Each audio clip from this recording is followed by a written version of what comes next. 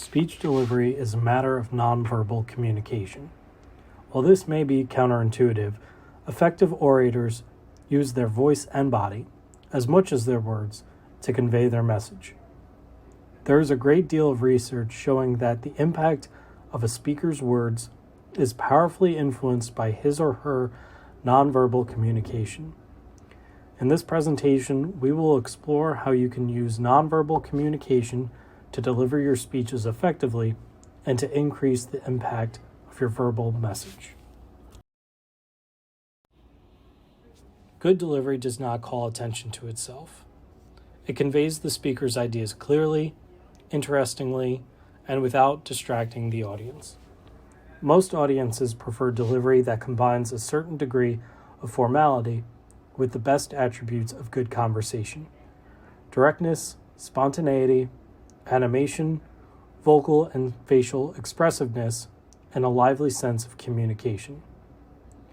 The four methods of delivery we will review are reading from a manuscript, reciting from memory, speaking impromptu, and speaking extemporaneously.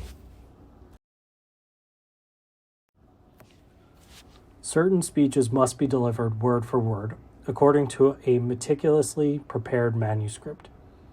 Examples include a pope's religious proclamation, an engineer's report to a professional meeting, or a president's message to Congress. In such situations, absolute accuracy is essential. Every word of the speech will be analyzed by the press, by colleagues, perhaps by enemies. In the case of the president, a misstated phrase could cause an international incident. If you are planning on reciting a speech from memory, be sure to memorize it so thoroughly that you will be able to concentrate on communicating with the audience, not on trying to remember the words. Speakers who gaze at the ceiling or stare out the window trying to recall what they have memorized are no better off than those who read dully from a manuscript. An impromptu speech is delivered with little or no immediate preparation. Few people choose to speak impromptu, but sometimes it cannot be avoided. In fact, many of the speeches you give in life will be impromptu. You might be called on suddenly to say a few words, or in the course of a class discussion, business meeting, or committee report, want to respond to a previous speaker. In popular usage, extemporaneous means the same as impromptu, but technically the two are different. Unlike an impromptu speech, which is delivered off the cuff, an extemporaneous speech is carefully prepared and practiced in advance. In presenting the speech, the extemporaneous speaker uses only a set of brief notes or a speaking outline to jog the memory. The exact wording is chosen at the moment of delivery. This is not as hard as it sounds. Once you have your outline and know what topics you are going to cover and in what order, you can begin to practice the speech. Every time you run through it, the wording will be slightly different. As you practice the speech over and over, the best way to present each part will emerge and stick in your mind. A helpful feature of Google Slides to employ when speaking extemporaneously during a presentation is speaker notes. This section below the slide is a space for you to write down notes that you can refer to when presenting. To view speaker notes while presenting, select the arrow next to the slideshow button.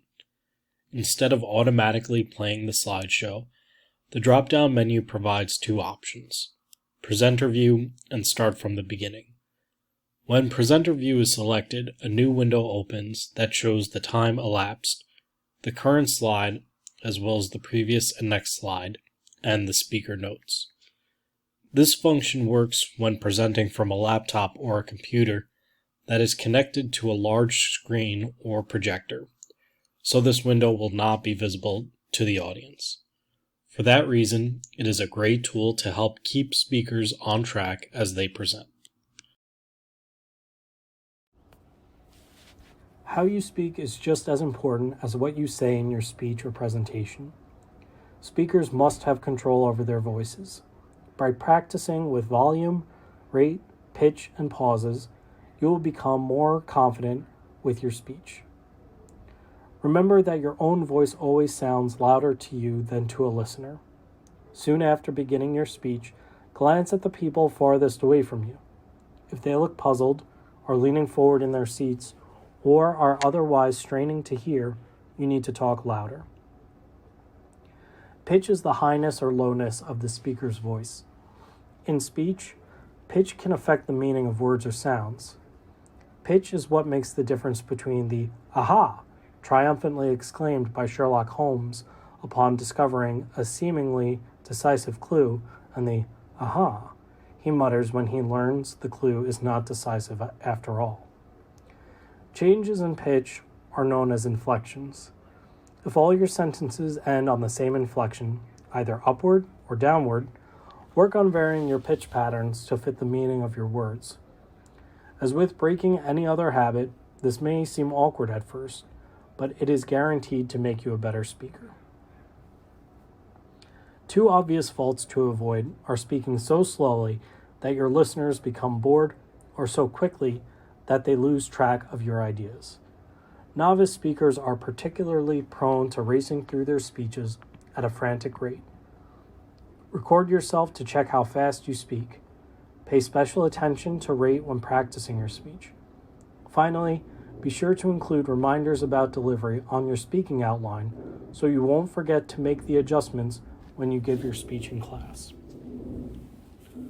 Pauses can signal the end of a thought, give an idea time to sink in, and lend dramatic impact to a statement. Make sure you pause at the end of a thought and not in the middle.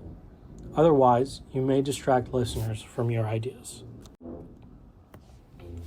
Articulation and pronunciation are not identical, but they are two sides of the same coin. Poor articulation is the failure to form particular speech sounds crisply and distinctly.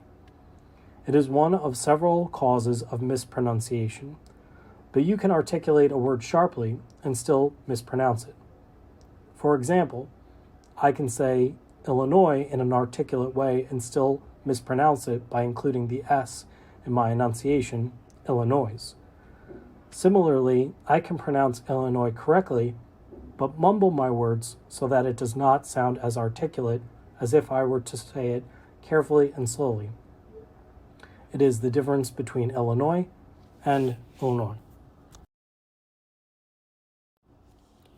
If you have any doubts about the proper pronunciation of certain words, be sure to check Google by searching pronunciation word.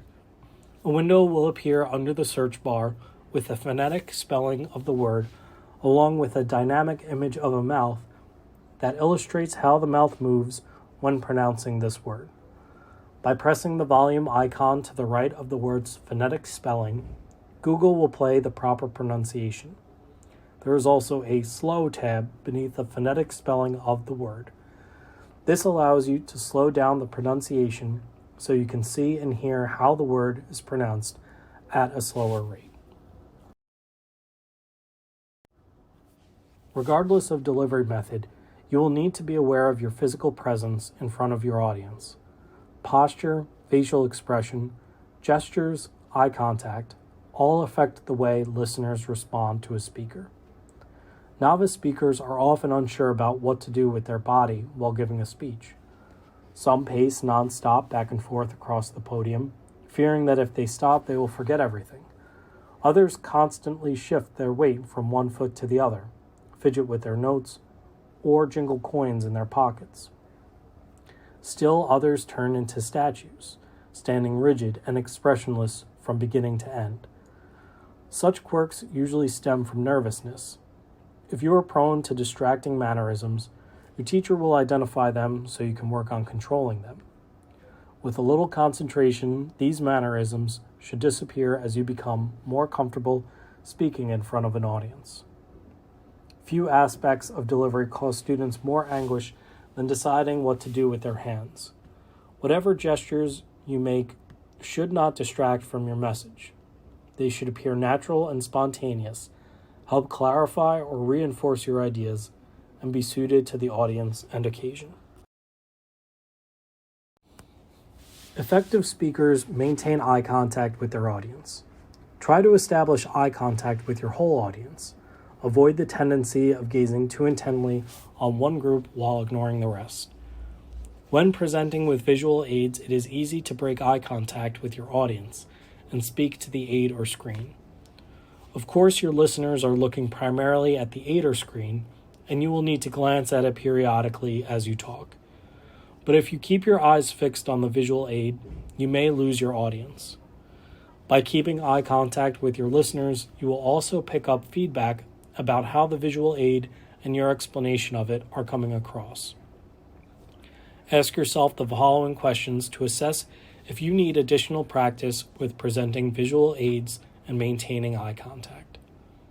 Have I practiced presenting my visual aids so they will be clearly visible to everyone in the audience? Have I practiced keeping eye contact with my audience while presenting my visual aids? Have I practiced explaining my visual aids clearly and concisely in terms my audience will understand?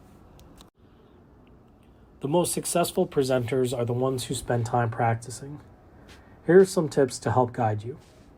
1. Go through your preparation outline aloud to check how what you have written translates into spoken discourse. Is it too long? Too short? Are the main points clear when you speak them? Are the supporting materials distinct, convincing, interesting? Do the introduction and conclusion come across well? As you answer these questions, revise the speech as needed. Practice the speech aloud several times using only the speaking outline. Be sure to talk through all examples and to recite in full all quotations and statistics. If your speech includes visual aids, use them as you practice. 3. Practice the speech in front of a mirror to check for eye contact and distracting mannerisms. Record the speech to gauge volume, pitch, rate, pauses, and vocal variety. Most importantly, try it out on friends, roommates, family members, anyone who will listen and give you an honest appraisal. 4. Finally, give your speech a dress rehearsal under conditions as close as possible to those you will face in class. Ultimately, the more you practice, the more prepared you will feel come time for the presentation. And when it's your time to shine, take a deep breath, envision success, and remember how hard you worked to get here. You'll do great. Hopefully this was helpful and informative. If you have any questions or suggestions, please share them in the comments section below. Thank you and happy writing.